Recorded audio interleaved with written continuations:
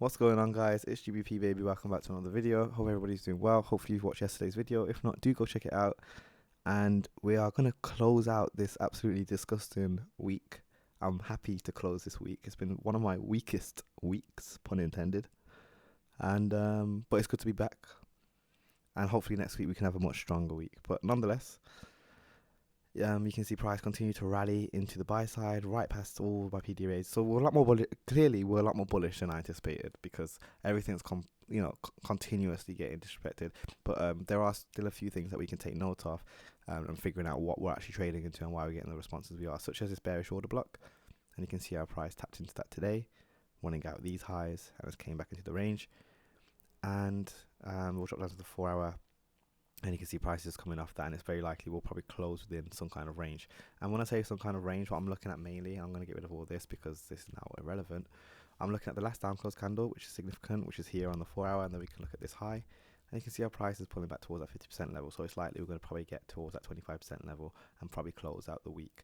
Now, next week's obviously a new week, so we're going to be looking at the fact that we have continuously taken out highs this week and seen an aggressive push to the upside. It's possible that the dollar is hinting some things, but I think it would be very good and useful for us to look at the data range. So I will be doing a live stream this Sunday, and I will be getting an data range video out, so make sure you have post notifications on, and hopefully we'll be able to approach next week with a lot more confidence. I should have done this earlier, but again, with it being the first week of Jan, I just wanted to jump straight in and just see what's going on. And of course, it's been very choppy markets. But nonetheless, in terms of delivery for the week, like in terms of the general gist of the week, it's classic in terms of we have a high. Let me just undo that. If we look at the daily, we've got a high, we've got a low that was created on Tuesday, we've got a high that was created on Thursday, and now it's classic for price to usually return to equilibrium, which is probably what we will see moving into Friday. Now, do bear in mind there is a lot of high impact news tomorrow, and it's non-farm payroll and unemployment rate. So as much as we want to see price return nicely to equilibrium, that's going to cause a lot of movement. Now, if price runs really aggressively to the downside into these lows, I'm going to roll my eyes very hard, because that's what I've been calling all week. So if it's waiting until Friday to do that, so be it. At this point, it is what it is, because if you've been watching me this week, I've been saying, oh, it's going to reverse, oh, it's going to reverse, oh, it's going to reverse. I've been calling it over and over again, and only now has it's got to the point where I just want to give up. But we have to remember that we have non-farm payroll, so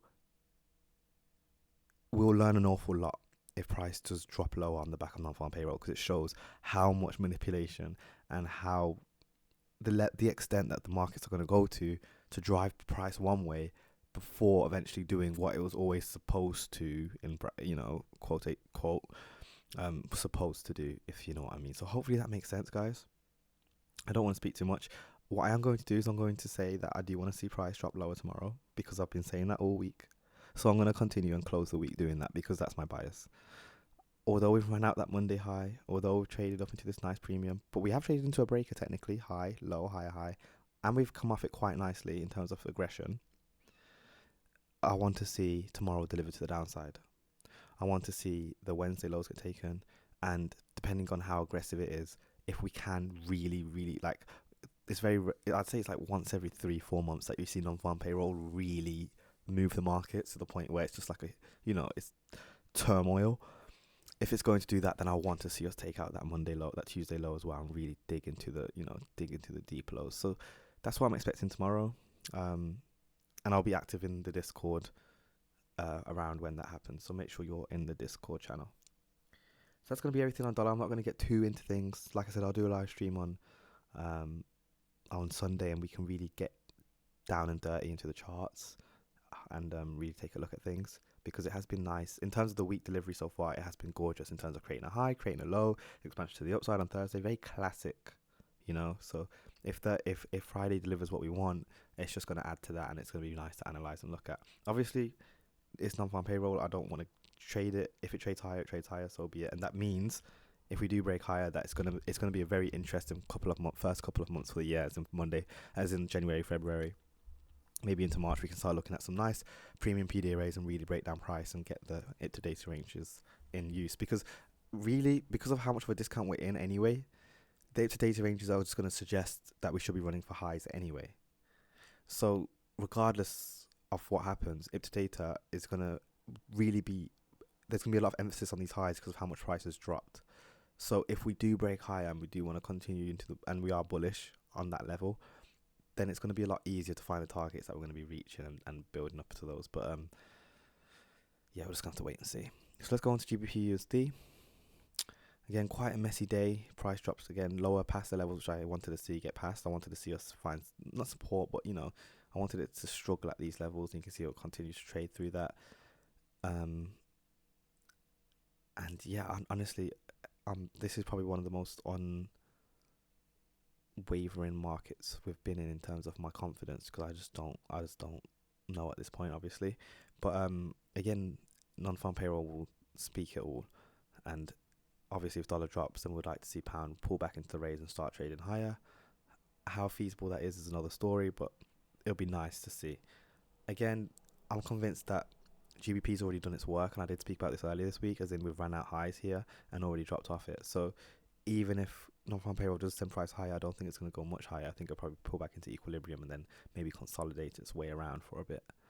If it drops lower, so be it. It's going to be aggressive, and then, like I said, it'll be pretty easy, quote unquote, to start targeting relative equal lows as for a drawn liquidity.